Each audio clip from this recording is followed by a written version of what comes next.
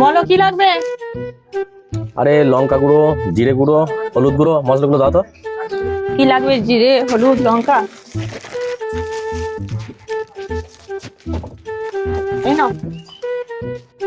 ওই মশলা চেনগুলো যা আছে সব একটা করে দিয়ে দাও। মশলা চেন দাঁড়াও দিচ্ছি।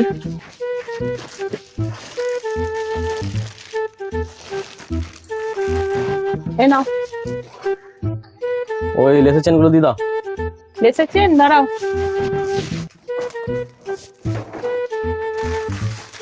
এই নাও। চকলেটের জার যা আছে তা। এটা চার। তোমার আর কি লাগবে একবারে বলো তো, কুচকুচ করে বলে যাচ্ছ।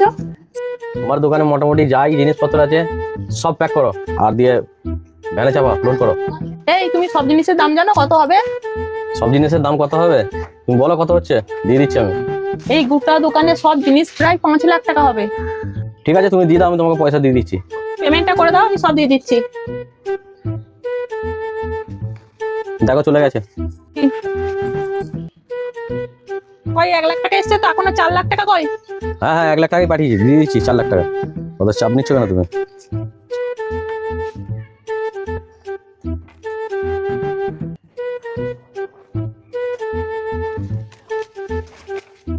এই যে দাদা, তুমি তো আমাকে 5 লাখ টাকা দিয়েই দিলে, তা তুমি এই এত মাল নিয়ে কি করবে? বাড়িতে তো এত মাল লাগে না। হ্যাঁ ঠিকই বলেছো, একদিক থেকে তুমি এত মাল বাড়িতে লাগে না। তোমার পাশে একটা ভালো বিল্ডিং হয়েছে দেখেছো, শাটার দেওয়া। হ্যাঁ দেখেছি। ওই মার্কেটে আমি দোকান খুলছি, মুদিখানা দোকান করব। ওই জন্য তোমার দোকানটা পুরো ফাঁকা করে দিলাম, যাতে তুমি ব্যবসা না খুলতে পারো, বুঝতে পারলো? ওই জন্য সব মাল তোমার কিনে নিচ্ছে। আমার ব্যবসা বন্ধ করা তোমার ধান্দা? তুমি তো আচ্ছা মাথা মোটা লোক। তুমি যে 5 লাখ টাকা জিনিসের মালটা আমার দোকানে কিনলে না, আমার দোকানে যা পুরনো বা এক্সপায়ারি মাল ছিল বা ভাঙা বিস্কুট ভাঙা সমস্ত মালটা কিন্তু আমি তোমাকে দিয়ে দিলাম। আর তুমি যদি এই মালকোটাই বাজারে কিনে নিয়ে আসতে, তুমি এটা 4.5 লাখ টাকায় পেতে। 50,000 টাকা আমি তোমার কাছ থেকে কিন্তু লাভ করে নিলাম। আর আমি তোমায় যে 5 লাখ টাকা দিলে, ওই 5 লাখ টাকা দিয়ে আমি আবার মাল কিনে আমার দোকানটা সাজাবো। তাহলে তো বোকা তুমিই হলে। তাই তো, আমি তো এত ভেবে দেখি নাই গো।